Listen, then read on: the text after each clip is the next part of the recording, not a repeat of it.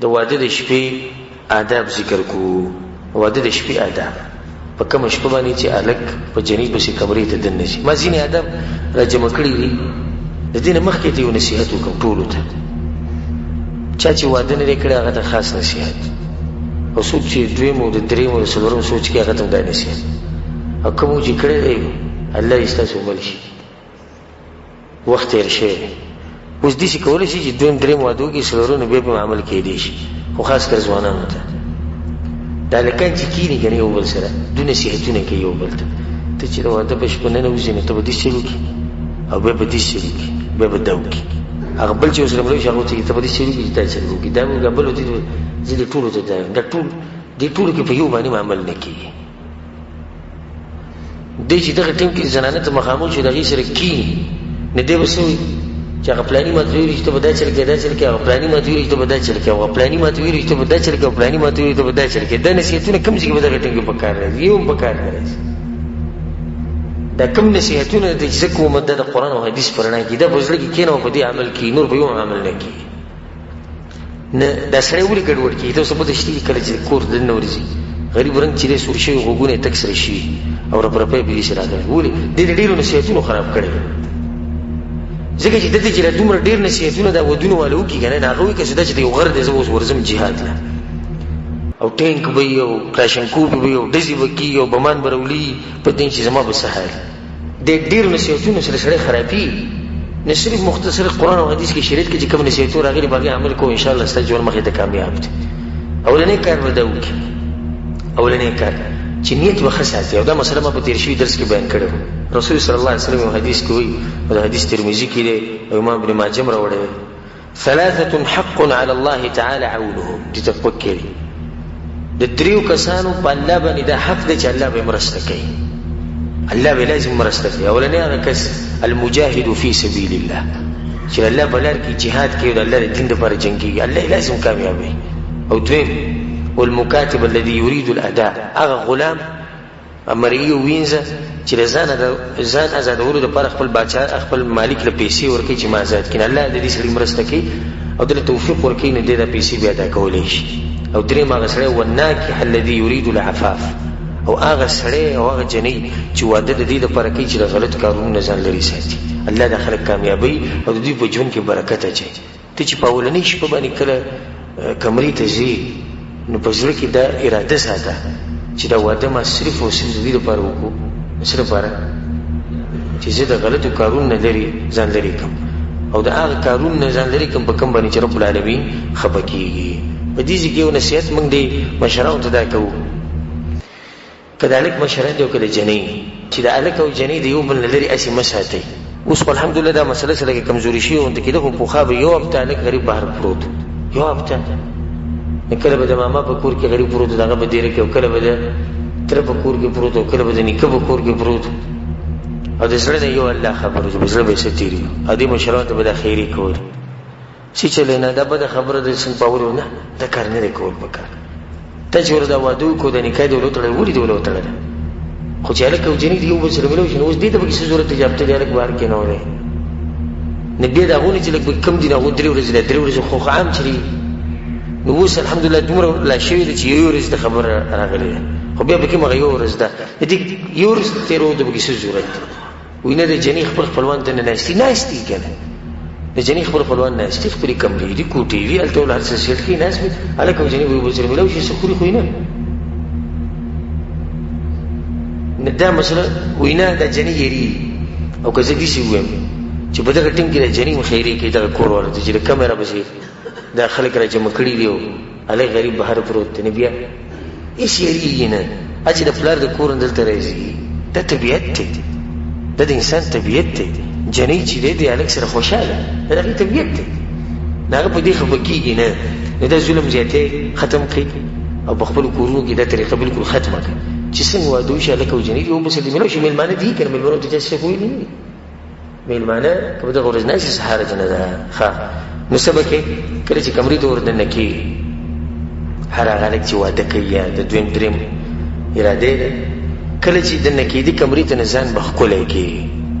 او په دومره حدودو کې به ځان ښکلی کړي کوم حدود چې د شریعت دي د هغې نه به اوړي نه او ما په تیر شوي درس کې دا مسله بیان کړې وه چې ځینې خلک د واده په دې ورځ باندې حرام کارونه کوي او په هغې ځان ښکلی کوي او جنیل هم پکار دی چې ځان څه کړي ځان ښکلی کړي الله سبحانه وتعالی په قرآن کې ولهن مثل الذي علیهن بالمعروف څنګه چې د سړو په دې ښځو باندې حق دی دغه شان د دې ښځو هم په دې سړو باندې حق دی عبدالله بن عباس رضی الله عنهما د رسول صلی الله علیه وسلم ترس وی چې کله به درس وکړو او کور ته به دننه تو نه د کور سره دروازې کې به دا پټکې خپل برابر کړو لاسونه به یې لمده کړو په دې ویښتو کې به یې سوله ګیره به برابر کړه دا شاګردانو ته وروسته پوښتنه وکړي ته چې کور ته ځې روزانه دا چرکې ته ولې دا چرکې هغه ته وایي زه دې لپاره کوم چې زه ښکلی ښکارم چې دننه وشم ځکه چې زما دا زړه کېږي او زما همیشه دا خوښه ده چې زما ښځه ما ته په داسې حال کې را مخامخ شي چې ښکلي نو داسې به د هغې هم دا خوښه وي که نه چې یو سړی وردنې شي او د خولې نه یې نسوار وبینځي د واده په شپه یې نسوار لګولي تازه او وردنې شي او د ښځې سره کښېني او د جیب نه هم د نسوار وبینځي او د ګوتو نه یې په کومو ګوتو کې چې نسوار لګولي د هغې نه هم دغه لاس سیدې په دې ښځه باندې ولګي دغه نه هغه څښا وینه هغې ته لاړ شي چې دی په دغه شپه وردنې شي او خوله یې څښا په څښا یې غاښونه یې تک زیړي او د ښځې سره کښېني او د هغې باندې اولنی د دې سړي د خولې هغه وږم ولګي کوم چې هغه څښا وینه راځي دې به د خاوند څه پوه شي د اولې ورځې نه د غریب دا حال دی دا خو له ده سیټ کړی دی واده دی نو چې بیا مخې ته نورې ورځې راشي چې بیا به د غریب ګورې څه حال دغه شان زنانه له پکار دي چې په دغه ورځ باندې ځان سنبال کې او ځان تیار ساتي خپل خاوند ته خو د شریعت په حدودو کې دننه چې د هلک څنګه کمرې ته راشي او په دې جنۍ نظر ولګي او دی خوښه شي تاسو ته پته شتي د دې اولني نظر ګوره ډېر غټ اثر د اولنی نظر نه د دې ډېر غټ اثر نه څنګه چې د هلک په جنۍ نظر ولګي او جنۍ په هلک نظر ولګي چې یو بلې خوښ شي د دوی د ژوند بیا مخې ته ډېر د الله په توفیق سره ډېر ښه روان خو چې د هلک په جنۍ نظر ولګي او هغې ځان سنبال کړی نه او په عامو حالاتو نه ده به ترې زړه تور شي یا هلک په دغه حال کې دا کوم چې ما بیان کړ چې د نسوارو چونډۍ لګولې او یا سګرټ یې څکلي او د خولې نه د څښا بینده لوخړې رواني او د هغې سره په کټ کې ناستي د هغې بدې شي چې د اولې ورځې نه بدې شي بیا مخکې ورسره مخکې هم بیا د هغه سره زړه نه لګي نه اولنی کار به دا وکړي بل به دا کار وکړي چې کمرې ته وردنې شي نو سلام به واچوي دا طریقه د شریعت کمرې ته وردنې شي السلام علیکم ورحمة الله وبرکاته هغه به ردي جواب ورکړي ځینې خلک دا وایي جاهلان وایي په ښځه باندې څوک سلام نه اچي ځکه چې سړی کمزوری ښکاري خو رسول صلی الله علیه وسلم وایي زمونږ پیغمبر چې د غیرتیانو غیرتي دی او په هغې کې چې څومره غیرت و نور نه په چا کې نشته د الله نه وروسته غیرتي انسان او په مخلوقاتو کې غیرتي مخلوق هغه څوک دی رسول صلی الله علیه وسلم هغه وایي افشو السلام سلام خور کړي خور یې کوي که د واده په شپې او که نور ورځې که کور ته ځې کار چې سلام واچو ته چې وردنه شوې ته ووایې السلام علیکم دې سلام څه مطلب دی سلامتیا دې پته نو دې ښځې له دې یو امان ورکړو چې ما نه یېرېږه ته په سلامتیا کې زما د طرف نه او الله به ستا په دې واده کې برکت واچوي چې ته شروعات ګوره په یو شریعت په کار باندې دې وکړو نو چې کله دننه ورشي نو اول به ده وایي چې السلام علیکم ورحمة الله وبرکاته بیا به د دې ښځې سره په ارام کښېني رسول صلی الله علیه وسلم په یو حدیث کې روایت کې راځي چې تاسو کې دې څوک د واده په شپه باندې د زناورو په شان کوروالی نه کوي چې بس کمرې ته ورښکاره کېږي او ځان یې زناور جوړ کړی نه ته به کښېني د ښځې سره د ځان نه به نادیده نه جوړوي چې څنګه وردنې شو ډایرکټ بس کوروالی شروع شي ته به سلام واچې د ښځې سره به ښه په ارام کښېني ښه په ښکلې طریقې سره او د هغې سره به خوږې خبرې شروع کړي او غوره طریقه به دی که په دغه ورځ ته ځان سره خواږه څه ویسي په جیب کې یا په کمره کې د بیوزي کې یخودي او بیا دا په دغه ورځ په دغه شپه باندې هغې له په خپلو لاسونې په خوله کې ورکړي به خوند به کوي او دا ښځه به د دې سړي نه څومره متاثره شي تاسو وایئ چې متاثره به شي که نه غلي ناستې لکه دا مسلې چې چا سره شوي نه غالبا خو ټولو ودونه کړي دي د دې ښځې به څومره د دې زړه کې به د دې خاوند دپاره یو ځل چې دی د اول راتلو سره ګوره ما په خوله کې دا مټۍ را کړه دا چاکلیټ یې را کړو خو نو دا به وایي چې دا خاوند خو به په روان مستقبل کې خو ما ډېر ښه ساتي یو اثر به وشي ښه جنیل هم پکار چې یو هدیه یو ګفټ یې ښودی چې هلک کله کمرې ته راشي خبرې اترې شروع شي دا ول هم د خپل طرف نه څه شی ورکړي هغه هم څه خوشحاله شي بیا ورو ورو د هغې سره خبرې شروع کړي او دلیل ګوره په دې مسله باندې دا دی حدیث د اسما بنت یزید رضی الله عنها هغه وایي چې قینت عائشه رضی الله عنها لرسول الله صلی الله علیه وسلم رسول صلی الله علیه وسلم چې کومه شپه باندې عائشه رانه بسیتو نو ما تیار کړې وه عائشه رانه ما تیار کړې وه او رسول صلی الله علیه وسلم ته مې تیاره کېنولې وه نو رسول صلی الله علیه وسلم راغی د هغې په خوا کې کېناستو او بیا یې سجل وکړو رسول صلی الله علیه وسلم ما لوښی ورکړو د پۍ و نو رسول صلی الله علیه وسلم پۍ وسکو او بیا په خپلو لاسونو هغې له ورکړو چا له ورکړو عائشې رضی الله عنها نو هغې خپل سر دې چې کته کو شرمېده زه نه په دغه ورځ شپه باندې چې دی شرمېږي نو وي زه ورته قهر شوم او زه ورته قهر شوم ما ورته چې ګوره رسول صلی الله علیه وسلم د لوښی نیولی ته چې دی سر دې کوز نیولی بیا هغې هغه لوښی واخېستو هغه پۍ وسکو او در روانې چې څومره مسلې زه اوس بیانوم که نه په دې کې به دا نه وایي چې په دې کې خو شرم او حیا او په مجلس او دا حدیث ته چا دی د رسول صلی الله علیه وسلم دا زموږ شریعت دی او که دا مسلې ما واضح کړي نو انشاءالله زموږ د شریعت نه به جاهلي ختمې شي چې څو پورې دا پټي نو هېڅ هم نه کېږي او دا کومې طریقې چې د زه ښیم که به دې د عمل وکړو انشاءالله واده به دې کامیاب واده وي نو ته به سجل وکړي اول به دې ښځې له څه ورکړي بیا به د هغې سره په ارام کښېنې په د هغې سره به خوږې د مینې محبت خبرې شروع کړي چې نه ته کښېنه په نصیحتونو سره شي زموږ د خلکو یو رواج جوړ شوی د مشرانو نه روان دی چې کښېني بس دی به تقریر شروع کړي زما د مور پلار به ډېر خیال ساتي زما د وروڼو به خیال ساتي زما تره زامن نه ځي ماما زامن نه ځي کاکا زامن نه ځي صحیح ده دا نصیحتونه ورته وکړو مونږ دا نه چې نصیحتونه مه کوو صبر وکړه نوي ناوي ده نوي جنۍ ده عمر به کم وي یېرېږي لږ روب پرې دی کښېنه ورسره ښه په ارام خوږې خبرې شروع کړم د اول نه د تقریر شروع کړو نو د هغې سره به ښه په ارام کښېنې بیا د دې ناستې مې یو طریقه مثال کې تو سره کښېناستې نو ورو ورو په دې خبرو کې ته د هغې په لاس باندې لاس کښېوي د هغې په لاس باندې لاس کې دې سره هغه مینې محبت هغه کوم ماحول چې د هغه ښه زیاتېږي او دا ښځه به هم په دغه کې شي چې زما دا خاوند به ما مین دی او بل دی چې هغې ته به ته ډېر سنجیده سړی ښکاره شي ډېر سنجیده خو چې کله ورته ته کښېنې اول خو بغیر سلام نه وردننی شي چې څنګه وردننی شي نو دا پکې نشته چې زه خواږه څه دې ښځې له ورکړي دا پکې نشته بس ښځې سره به کښېني ته داسې کار وکړې چې زما د مور پلار به ډېر سخت عزت کوي خو د هغوی عزت دې ونه کړو نو زه به راسره دې سال وکړم چې چا راسره کړی نه وي بیا به دې کور کې به دې ځای نه او طلاق کړي به مې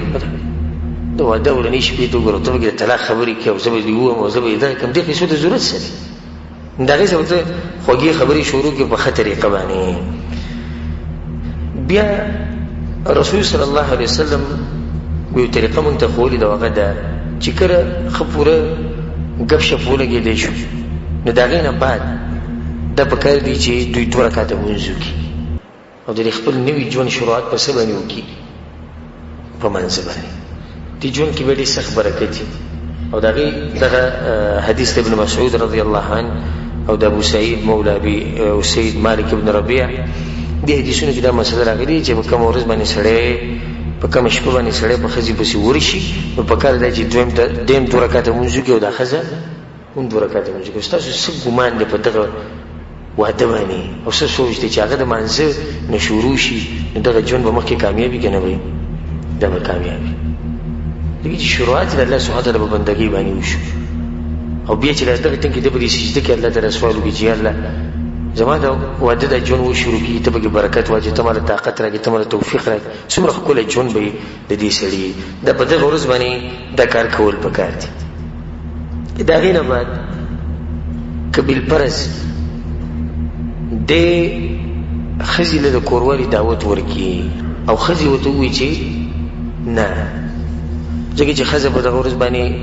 ناشنا ښځه ګوره پردۍ ښځې راشي एकदम د صلی وسلم راشي لازم په هغې باندې روی وبي نو که بالفرض د ښځې دې منع کړو چې نه نن به نه کوو نو دی به څه کوي خپله به یې راټینګ کړي نه په دغه ټیم کې به دې حالاتو ته وګوري چې دا ښځه په روب کې ده په یره کې ده هېڅ خبره نه که دی یوه شپه یې د واده د اولنۍ شپه چې ده بغیر د کوروالي نه تېره کړي بس دې به هم ځان غره کړي دې ته سنجیده انسان وي هوښیار انسان ګورې هوښیار انسان هغه چې د مخامخ سړي هغه حالاتو سره چې دی ګزاره کوي او د هغه په هغه حالاتو باندې پوهېږي یاره د مخامخ سړی اوس په یره کې دی پردۍ زنانه एकदम په ما پسې راله او एकदम زما کور ته راغلې زه خیر زه به ګزاره وکړم لکه ده ورته دعوت ورکړو او هغې انکار وکړو نو څه خبره نه ده ښه بیا که بالفرض هغې انکار ونه کړو او دی کوروالی کول غواړي د هغې سره دا کوم هلک چې واده کړی دی کوروالی کول غواړي نو کوروالی په هغه طریقه نه کوي کوم چې رسول صلی الله علیه وسلم په دې حدیث کې منع کړی د زناورو په شان یکدم ډز او کوروالی شروع شو نه د هغې نه مخکې ډېر کارونه یې چې هغې د په عربۍ کې مقدمات وي او د هغې سره د موسم او د حالات دي چې د مینې محبت نه ډک شي ځینې کسان وایي چې د شیخ سره کومې خبرې کوي دا زموږ د شریعت خبرې او دا خبرې به مونږ ښایو علما چې دي علما د دې امت دپاره داسې وي لکه پلار چې د زوی لپاره نو دا پلار بچي ته هغه خبرې ښایي په کوم کې چې د بچي فایده یې ښایي ورته که نه ښایي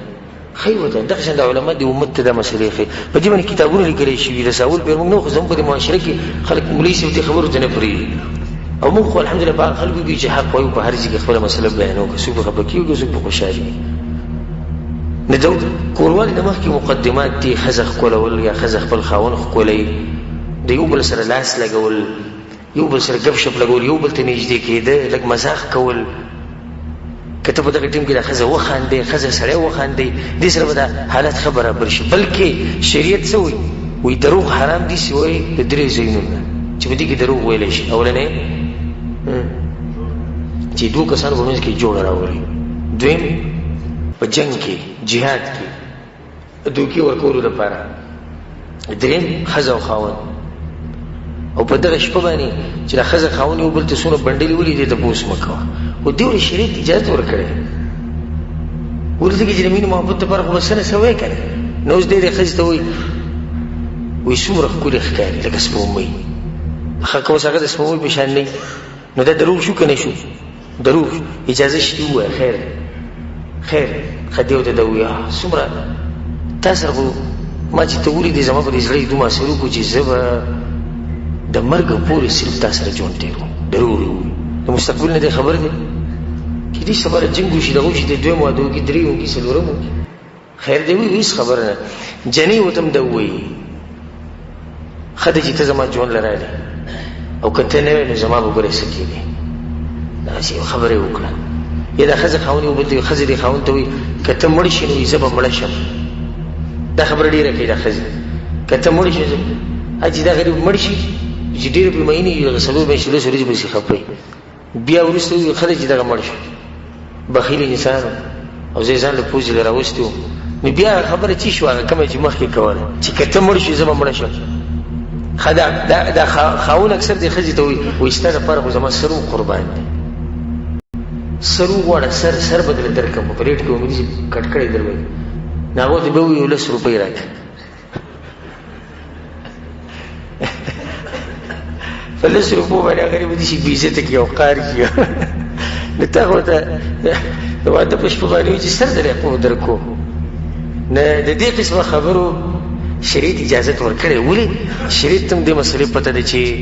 رب العالمین یو حکیم ذات دی هغه ته پته ده چې د ښځې خاوند په منځ کې چې مینه محبت کې راځي موجود یو بل سره دا خبرې اترې کوي نو په دغه ورځ باندې به دا خبرې اترې وکړي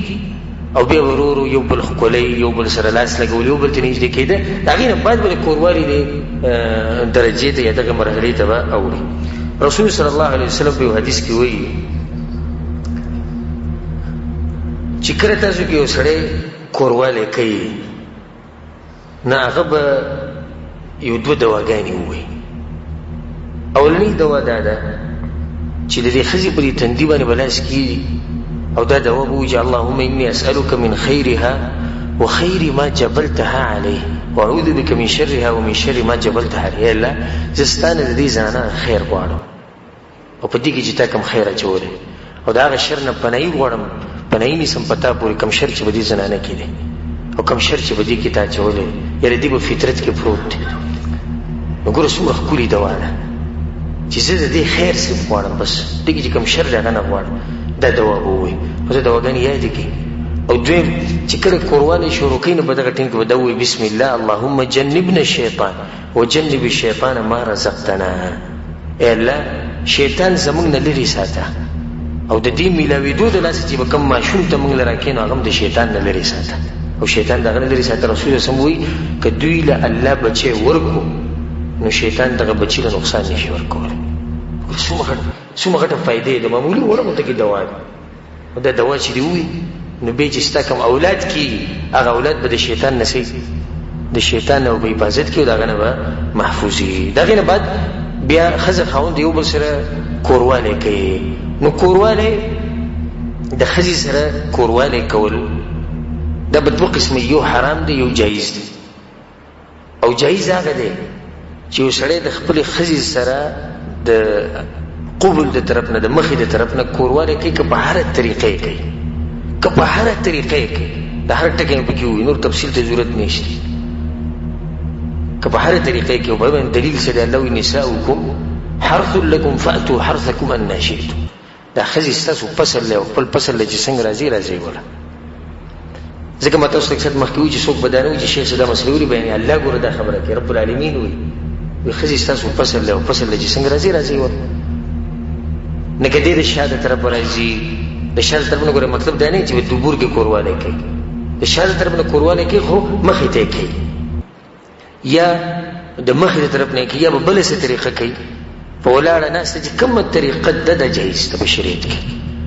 او په هغې کې به ته د عبدالله بن عباس رضی الله عنه یو روایت ووایم، په هغې کې دا دي چې عبدالله بن عباس وایي چې کان هذا الحي من الانصار، د انصار والا قبیلې والا خلک چې وي د مدینې والا هم اهل وثن، د بوتانو عبادت به یې کو،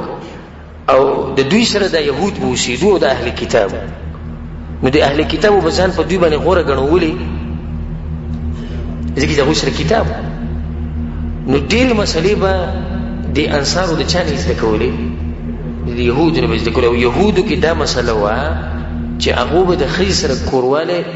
په دې طرف باندې کوو، په دې سیډ باندې به یې کوو، یعنې د ښځې به هغه طرف ته مخ او سړي به ورسره کوروالی کوو. ولې؟ وایي ځکه چې دې کې ښځه پټه وي، ښځه هم پټه وي او سړی چې دی هم ښکاري نه ښځې ته. نو دغه طریقه د انصارو زده کړې وه. او د مدینې د مکې نه چې کوم صحابه راغلل نو په هغو کې دا طریقه نه وه، بلکې هغو په هره طریقه باندې د خپلې ښځې سره کوروالی کوو. کله چې انصار د دې نه خبر شو نو هغو ته دا خبره ډېره غټه ښکاره شو چې تاسو د ښځو سره داسې کوروالی کوئ، تاسو دا طریقه هم کوئ، دا هم کوئ. نو رسول صلی الله علیه وسلم دا مسله لاړه. څنګه چې رسول صلی الله علیه وسلم دا مسله لاړه، الله سبحانه وتعالی د آیتونه نازل کړو نساؤکم حرث لکم فأتوا حرثکم انا شئتم. د خپل فصل چې څنګه راځي مطلب دی چې د چا د خبرې مرسته الله وکړه؟ د مهاجرینو د خبرې مرسته وکړه، د انصارو په خبره باندې رد وکړو. په دې ځای کې یو مسله ده چې د هغې په باره کې ډېر تپوس کېږي، او د تپوس نه مخکې ته بیانومه نو شکر وباسي چې مسله ته داسې واضحه شو. یو دا ده چې ښځه خاوند د یو بل عورت د لاس وړلی شي او که نه، نو دې کې هېڅ حرج نشته، بلکل وړلی شي.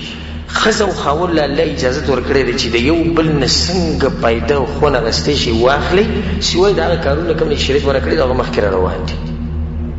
د خوند اخیستو یو طریقه دا ده چې سړی د ښځې عورت ته لاس وړلی او ښځه چې د سړي عورت ته لاس وړلی، نه دا جایز دي. یا د دې تپوس کېږي مثال کې د زنانه په سینه باندې لاس ایښوده، د دې ځینې کسانو د غټ جرم ښکاري، غټ جرم ورته ښکاري، حالانکې شریعت د دې نه منع نه کړي، بلکې دا سړی د دغه زینه خون او مزې اخیستی شي. او څنګه چې دا سړی د دغه زینه خون او مزې اخلي، دغه شان د ښځې ته هم خون او مزې دا ورته میلاویږي د دې کار د لاسه، نو دا هم جایز دي. ځینې کسان دا مسله بیانوي چې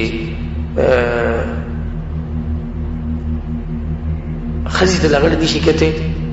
او ښځه خاوند ته نشي کتی کله چې هغه لغړي. دا مسله کمزوري ده، او بلکې ځینې خلک پکې دا دلیل ورکوي څه نقصان یې څه دی؟ بچي ړانده پیدا کېږي او دا ښځه خاوند هم ړندېږي، الله بې دغه مرض بیا راولي. او دا کمزوري خبره.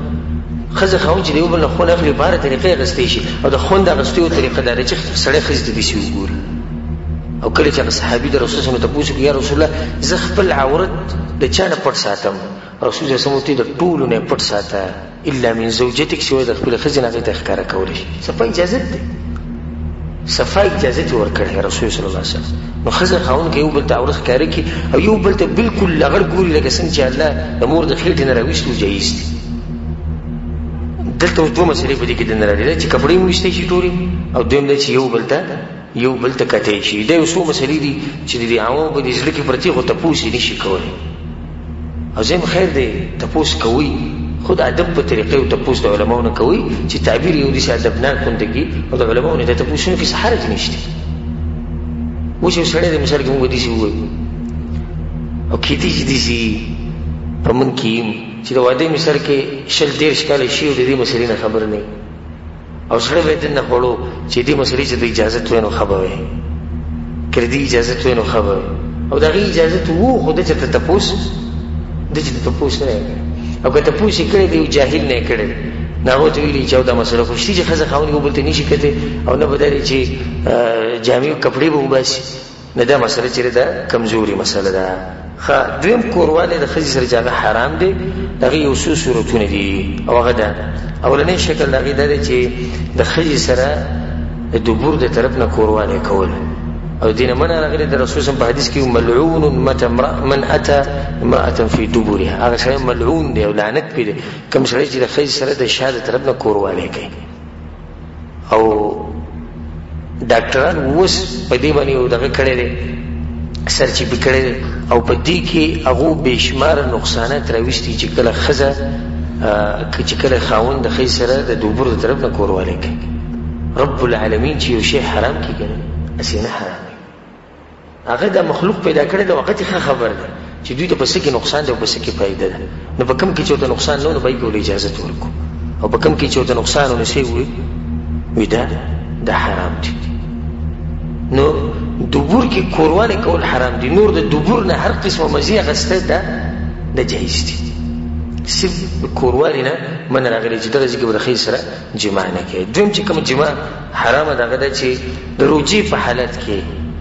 ښځې روجې نیولي ته اوس کوروالی کوي دا حرام کار ده. دغه شان د احرام په حالت کې دې ټیمونو کې کوروالی چې دی هغه حرام دی. د حایضې زنانه نه چې کله په یو زنانه باندې حیض بیماري د هغې نه منع راغلي. څلوېښتۍ کې یو زنانه نو د هغې د کوروالي نه هم منع راغلې ده. نور دغه ته اخیستی شي مزید یې اخیستی شي خو صرف کوروالی به ورسره نه کوي. لکه دا مسله غلطه ده ځینې وایي چې په ښځې باندې کله بیماري راشي نو د هغې نه به ځان بلکل لرې ساتي یا څلوېښتي پکې د هغې نه به ځان بلکل لرې ساتي. دا کمزورې خبره ده بلکې د هر قسم مزید د ښځې نه اخیستی شي خو صرف دا چې کوروالی به ورسره کوروالی به نه کوي. د دې سره دا مسله یې د ساتي چې کله یو سړی یو پیر کوروالی وکړي نو په دویم پیرې چې بیا کوي آیا لامبل او دس ضروري او که نه. د هغې نه مخکې دا مسله یې د ساتي چې په اولنۍ ورځ باندې دومره کوروالی هم کول نه وي پکار چې جنۍ ته پې نقصان ورسي یا په هلک ته نقصان ورسي. دا ځینې هلکان اول پیر وله دغه نعمت الله ورکړي نو هغه نعمت په ډېر خوږ ولګي. د دې سره چې دی د هلک ته هم نقصان ملاوي او د جنۍ ته هم نقصان ملاوي حدودو کې دننه چې تا ته پته ولګي. اوس کېدای شي تا کې طاقت دی جنۍ کې طاقت نه وي نو د هغې لحاظ وکړه. بلکې موږ خو دا ووایي چې که بالفرض دا ښځه منع کړي چې نن ما سره کوروالی مه کوه او یېرېږي نو د خاوند له پکار دی چې غلی شي بس. اصل لازم خو نه چې په اوله شپه باندې به سړی کوروالی کوي او ډېرې پیرې به کوي. نو مسله موږ دا بیانوله چې په منځ کې به څه کوي. یو سړي یو پیر کوروالی وکړو په دویم پیر کوي نو په دې منځ کې به څه کوي. د دې 3 درجې د ټولو نه غوره درجه دا دی چې غسل به کوي. غسل دې وکړي او بیا دې راواپس شي. که دا غسل نشي کولی غسل ورته ګران وي نو دویمه درجه دا ده چې څه به کوي اودس وکړي چاردام. رسول صلی الله علیه وسلم په حدیث کې وایي چې کله انسان په دې منځ کې چاردام وکړي او بیا په دویم پیر چې دی دا کوروالی کوي نو رسول صلی الله علیه وسلم وایي چې فإنه انشط للعود. د دې سره د انسان کې تازګي پیدا کېږي. د سړي کې څه پیدا شي تازګي او د جنۍ کې هم تازګي پیدا شي. دا دویمه درجه ده. او که بالفرض نه ولامبي او نه غسل وکړي نه ولامبي او نه چاردام وکړي نو بیا پسې ګناه نشته. دا کار جایز دی خو غوره طریقه ده چې غسل وکړي. که غسل نشي کولی چاردام دې وکړي او که چاردام هم نه کوي نو ګناهګارېږي نه خو غوره طریقه یې څه کړه غوره طریقه یې پرېښوده. دلته دا مسله یاد ساتئ چې دا ځینې کسان بیا دا چل کوي چې سحر راپاسي او دا د بغیرتوب غټه نښه ده. الله یې زموږ لرې ساتي. سحر چې راپاسې نو بیا د خپلو ملګرو سره کېني. ما خو دومره پیرې پرون کورواله وو، هغه نور ورته هم نه چې قیسې اوري مزې اخلي د حرامو خبرونه. دا خو دې ډېر تکړه وو، دا خو دې دې شو د دې شو، دا طریقه مې وکړه، دغه طریقه ښځې راته دا ووي، ما ورته دا ووي. اعوذ بالله، دا د بې غیرتوب غټه نښه ده چې سړی د خپلې ښځې حالت بهر بیانوي. ما ورسره دا چلوک، ما ورسره دغه چلوک. ښه دې قیسه کوي، دې قیسه کوي او د دې ملګرو سوچ کم طرف ته تللی. دا ښځې مبارک کې سوچ کوي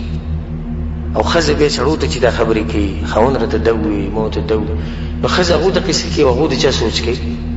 هغو دغه سړي سوچ کوي. دې د الله سره کورونه تباه شي. رسول صلی الله علیه وسلم دې قسم خلکو مبارک سخت وعید بیان کړی دی او دا ویلي چې دا یو شیطان د شیطان سره میلاو شو. نو ویسایل خپله خبره وکړه. څه ضرورت دی چې انسان د واده د شپې خپل حالات بیانوي او زما ښځې ما ته دا ووي او ما ورته دا ووي؟ دا څوک بهر نه بیانوي. اوس یو سړی ډاکټر پسې ورغی، یو عالم سره کېناست او خپله یو مسله بیانوي، دې کې هېڅ حرج نشته. خو هسې ملګرو ته دا قسمه خبرې کول، هغو ته فایده اخلي او د ځان نه بغیرت جوړ کړی، دا حرام کار دی. سهار چې کله دی راپاسي نو د غسل دا مسله ده. نو د غسل مسله په اختصار سره دا ده چې غسل واجبېږي کله چې د انسان د سړي دا ذکر د ښځې په دې فرج کې دننه لاړ شي. چې څنګه لاړ بس که معمولي سر لاړ او که پوره ذکر لاړ. ډېر عوام ګوره په دې مسله نه دي پوه. هغه وایي چې کله مني وځي نه انسان باندې غسل واجبېږي. نه، په مني وتو سره غسل واجبېږي، بلکې ښځه او سړی چې کوروالی کوي چې د دوی هغه عورتونه د یو بل سره میلاو شي، صرف هسې میلاو نه چې کله د سړي دا ذکر د زنانه په فرج کې لاړ بس دوی باندې غسل څه شو؟ غسل واجب شو. رسول صلی الله علیه وسلم اذا جاوز الختان الختان فقد وجب الغسل، فقد وجب الغسل. دلته اوس مسله دا ده چې ښځه او خاوند چې سهار راپاسي نو غسل کول پکار دي. ښکلې طریقه د غسل دا وښیم، پکار دی چې ښځه او خاوند یو ځای غسل وکړي. د دې سره به مینه محبت څه شي؟ به ښه زیات شي. او د عائشې رضی الله عنها حدیث دی چې كنت اغتسل انا ورسول الله صلی الله علیه وسلم من اناء بیني وبینه واحد تختلف ایدینا فيه فیبادرني حتى اقول دع لي دع لي.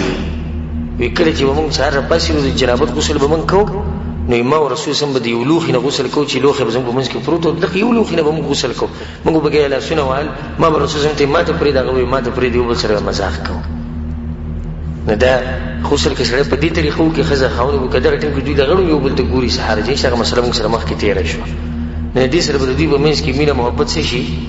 مینه محبت به ښه زیات شي. په دې ځای ودرو که نور مخکې به بیان کوو، که لږ ټایم را کوو یو څو مسلې دي بیان کړو که نه. دې ته خو ډېر دا ځوانان چې کوم دي هسې ځان غلی کړی ښه ورته خوشحاله، او که یو ګنټې مو نور هم بیان وکړو نو دا بیان په ډېر خوږ لګي. او دا نورې مسلې که موږ چېرته لږې اوږدې کړو نو شیخ صاحب نن بیان وکړو، ښه ډېر اوږد بیان وکړو، موږ سهار کار له ځو، موږ مزدورۍ له ځو، دغې له ځو، او دې ته ښه خوشحاله ناست.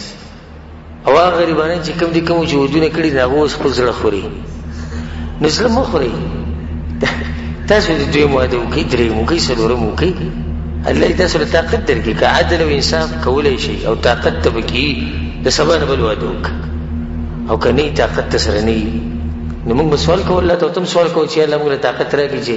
دویم درېیم څلورم واده وکړو. او کوم چې ځوانان دي نو هغو ته به موقع پرته ده. ښه دا خبره موږ بار بار کوو چې د ښځې سره ګپ شپ لګول، اخندول، هغې سره ټوغې کول دا یو ښه طریقه ده، او په دې کې ځان سپک مه ګڼه. لکه مثال اوس ته کمرې ته دننه رالې او ښځه ناسته تا ورله په دې سترګو باندې لاسونه کېښوو، یو قسمه مزاح، یو قسمه ګپ شپ. نور هر انسان ته دا قسمه طریقې معلومې دي. ګوره کله چې جابر بن عبدالله رضی الله عنه واده وکړو نو راغی رسول صلی الله علیه وسلم یا رسول الله ما واده وکړو، د هغه خویندې وې ډېرې او ورورې نه و، او پلار یې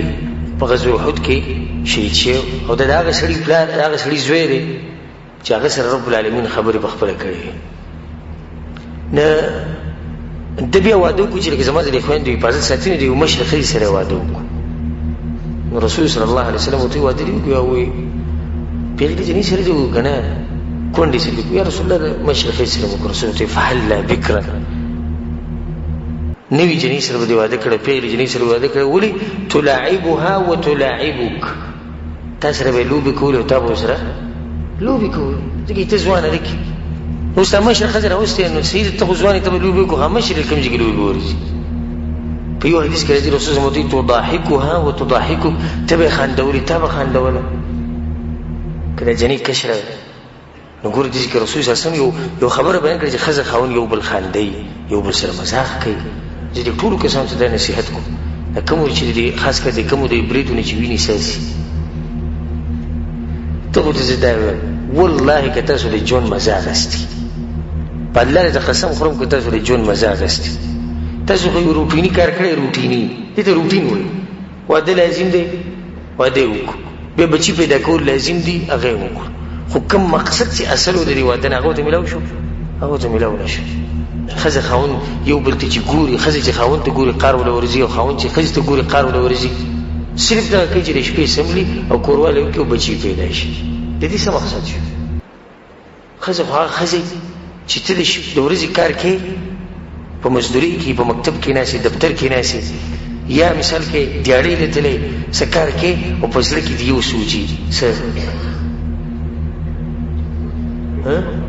چې کور ته به کله ځم، چې کور ته به کله ځم. خو چې کله ته به کور کې پروت یو دا سوچتي چې دې کور ته به کله وځم او د دې بګوي نه به الله ما کله خلاصوي. نو دې خو څه پیدا نه شو. د واده چې کوم اصل مقصد دی هغه میلاو نه شو. د واده اصل مقصد دا دی چې ښځه خاوند یو بل سره خوشحاله ژوند تېروي. ښه چې کله تا د ښځې سره په دې ښه طریقه ژوند تېروو، مذاق دې ورسره کوو، خوشحاله دې ساتله، نو د دې سترګې به همیشه په کوم ځای په کور کې په دروازه وي چې کله به هلک راځي. او یو دغه طریقه ده دا کومه چې عامه روانه ده. نو بیا دا ښځه دا سوال کوي چې یا الله بېروزګاره کوی د سره ما، ځکه چې په دې باندې ځان یو بوج پروت دي چې دا خاوند په دې کور کې پروت دی، خبرې هغه نه کوي، ګپ شپ هغه نه لګوي، نورې څه پیسې هغه نه کوي، خو دغه پروت دی او دا ورله ډوډۍ وړي غریب، او دا ورله کپړې وینځي، او دا ورسره خدمت کوي، او هغه دغه شان چې دی بد ګوري او کله مخ دې سره کوي چې ولې ګپ شپ نه لګوي، وي دې سره سړی لږ سپک کوي. چا ویلي چې سپک کوي؟ رسول صلی الله علیه وسلم د خپلو بیبیانو سره ګپ شپ لګولی دی، مذاق به ورسره کوو، هغو سره مینه محبت کوو. رسول صلی الله علیه وسلم څومره دروند سړی دی، د امت سردار دی، د پیغمبرانو سردار دی. بلکې حدیث کې راځي چې رسول صلی الله علیه وسلم پیر چاردام کړه او داسې کړه او منزله وتو، نو په دې لارې کې څنګه چې منزله وتو په دې لارې کې ولې یو بیبي مخې له راله، نو هغې ښکل کړه او منزله لاړ. ګوره په دغه لږ ټیم کې رسول صلی خپله بیبي څه کړه، هغې ښکل کړه. د ماحول ته ستاسو خیال دی دا څومره ښکلی ماحول چې یو سړی د کور نه وځي او ښځې ته وایي ښځې زه لاړمه او د الله په امان هغه ښکل کې وځي، دا ښځه به څومره خوشحاله شي او بیا به د انتظار کوي او دواګانې به کوي چې یا الله دا هلک زر ته زر راولي. ځکه چې هلته د هغه اخلاق دومره ښکلي. خو چې کله دی د کور نه وځي هغه خبر نه وي، د کور د دروازې له مې یو درز ورکړي او لاړ ووتو بدماش دی ورور او بهر غریب چا ته چرنګ نه شي کولی، په کور کې به دغه کمزوري باندې بدماشي کوي، دغه د کمزوري میلاو شوي ده، بس په هغې باندې بدماشي کوي او ته ناسته د الله نه ویرېږي. او که خپل ژوند دا موقع ګورې، دغه ته هم دا کوم چې ودونه یې کړي دي هغو ته هم دا موقع وشتي، خپل ژوند په یو ښه طریقه شروع کوي او د ژوند نه مزې واخلئ. په اخره کې زما یو خاص نصیحت وی هغه هلک ته چې واده کول غواړي یا هغه جنۍ ته چې هغې واده را روان دی یا واده کېږي به، هر څوک چې زما دا بیان اوري هغه ته زما دا نصیحت دی چې د واده په شپه باندې چې کله ته د جنۍ پسې کمرې ته ورشي او د جنۍ نه غلطي وشي نو هغې ته په غټ نظر مه ګوره. ولې؟ لکه څنګه چې ته د دې شپې په باره کې سوچ کوې چې دا شپه به ګورې څنګه یې دغه شان د دې جنۍ په زړه کې هم دا سوچ پروت دی، هغه سره اسمان نه راپېښېږي. دویم نصیحت زموږ دا دی چې په ځان باندې یره بلکل به نه راولي. د ځینې کسان چې کمرې ته وردنه کېږي دروازې ورځي او بیا راځي او بیا د ورور سره مشوره کوي او د ملګرو سره دا به څه طریقې و هغو ته نه ورشه او شریعت چې درته څه ویلي په هغه طریقه عمل وکړه، انشاءالله په دې کې هېڅ هم نشتي، ستا ژوند چې دی هغه به ښه خوشحاله. دا خبره درته مو کوم چې د کوروالی هله انسان له خوند ورکوي چې کله د انسان مزاج هغې ته جوړ شوی، چې کله د انسان مزاج صحیح هغې ته جوړ شوی. اوس یو سړی دننه ورغی کمرې ته او دا درز درز درز درز دا سینې څه کي درزي او د ښځې سینه هم څه کي درځي او په دغه ټیم کې دوی کوروالی شروع کړو. دا کوروالی به دوی له خوند ورکړي، خوند ولا نه ورکړي، بالکل په ارام مطمئن ښه به کښېني، ګپ شپ وکړي، اوبه وڅښي، خواږه څه وخوري. د هغې نه بعد چې ګپ شپ نه بعد چې به یې شروع کړي، دوی له به دا کوروالی هم دا به له خوند ورکوي. او دغه نصیحت خو موږ ټولو ته کوو چې د ښځې خاوند ژوند مزه الی چې کله دوی د دې کور نه لري، نو کله چې د ته موقع برابرېږي نو خپله ښځه ځان سره بهر ته بوځه، خو د کافرانو په طریقه نه، او نه د کافرانو ملکونو ته. که طاقت تر الله درکړی بل ملک ته چکر ولګوه، که طاقت تر الله درکړی مکې ته لاړ شه، مدینې ته لاړ شه، دا ښځې ځان سره په چکر وباسه. او ټولو ته زه دا وایم، کوم چې دلته ناست دي مشران او کوم چې زما دا بیان اوري، که هغه پلار دی، که هغه مور ده، او که هغه ورور دی، که هر څوک دی، په چا باندې به دا پابندي نه لګوئ چې ښځه به چکر له نه بوځي. دا د هغه ژوند دی، پرېږدي چې خپل ژوند نه مزې واخلي. تا خپل ژوند داسې تېر کړو، اوس هغه خو پرېږدي چې مزې واخلي. زموږ یو ملګری وه، هغوی ما وایي دا زړه مې یو ورځ ډېر کلک کړو، ځکه چې د ملګرو سره مېلاوېدم، یو راته وایي چې پلاني ځي ته هم چکر ولګوه، بل وایي چې پلاني ځي ته. او زموږ په کور کې سم داسې قانون نافظ شوی چې د چا مجال څوک چې خبره خو به یې کړې. نو ما یې ورځ په دې زړه باندې ګټه کېښوده او خبره مې جوړه کړه. مور ته مې خبره ور مخکې کړه، تاڼه کې خبره وکړه چې زه دا جنې په چکر باندې بوځم. زموږ ملګری ډېر سخت مزاقي انسان دی. وایي ما هغې ته داسې په ښه طریقه مې ورته ووایي چې زه دا ښځه بوځم، هغه غریبه تنګه شوي به یو ساه به یې زیات شي. وایي هغې ما ته چې بوځې صحیح ده بوځه بچې بوځو. زه ډېر سخت خوشحاله شوم چې لکه دې ما له دې زر اجازت راکړو. وایي چې ورته مو وایي دغه ټینګ کړه د بیا وایي وایي ما چې زه چې د ګاډۍ ما ته وګورم چې پروګرام جوړ وي. وایي ما ته وایي چې دا هلکان ورسره هم بوځو، د خویندې ورسره هم بوځه. وایي ما ورته چې چېرته مې نه ځم، د چکر نه مې توبه ده. په دې کور کې زه دوی سره ناست یم چې ته راسره بهر ولیږې.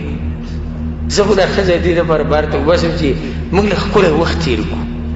ته ما ته د زړه خبرې وکړي، زه دې ته د زړه خبرې وکړم. یو ځای کې چې ته روټۍ وخورو، یو ځای کې چې ته چکر ولګوو، لږه هوا را باندې ښکلې ولګي، لږ رومانسي غونته کې موسم جوړ شي. هغه دا راته ووایي دا دغه سره هم بوځه وایي، هلکان هم بوځه او جنکۍ هم بوځه، دا کاڼ بیا ځان سره بوځي. دوی له پوره پلین کوچ راولي نه چې دا بوځي بیا ځان. وایي ما چې هېڅ چېرته یم نه. وایي هغه ورځ شوه، دا ورځ بیا مې سره وینا کړې ده. نو اوس هغه غریب په دغه سوچ کې دی چې کله به دا بوډا او بوډۍ څه کېږي، چې کله به مري. دومره تنګ شوی ده داسې. ګوره ډېر خلک دي، خو ګوره ډېر وایي نه چې په زړه کې دغه خبره پرته چې کله به دا بوډا او دا بوډۍ مري، چې زه د خپل ژوند نه مزې واخلم. نو کله نه کله داسې وشي چې بوډا او بوډۍ له الله دومره وکړي ژوند ورکړي چې دې غریب پکې دنیا نه چوټي شي لاړ شي. خو د هغه واده د هغه ژوند نه مزې وانه کړي. زما ټولو ته نصیحت دی، مشرانو ته چې د الله نه ویرېږي، خپل کشران به نه منع کوئ. او کشرانو ته مې دا نصیحت دی چې کله د ته موقع میلاویږي د شریعت په حدودو کې دننه د هر چا د حقوقو خیال وساتي. دا ښځه ځان سره روانه کړه، چکر ور ورکړه، څومره چې ستا طاقت وي ویې ګرځوه، ساه ورسره ازاد کړه، خپل د زړه خبره ورته وکړه. دا به تا د زړه خبره وکړي، او زه درته په دې خبره قسم وخورم چې ستا د ژوند چې به څومره مزه یي که نه، دا مزه به تا چې ته به یو ځای کې هم نه اغستې.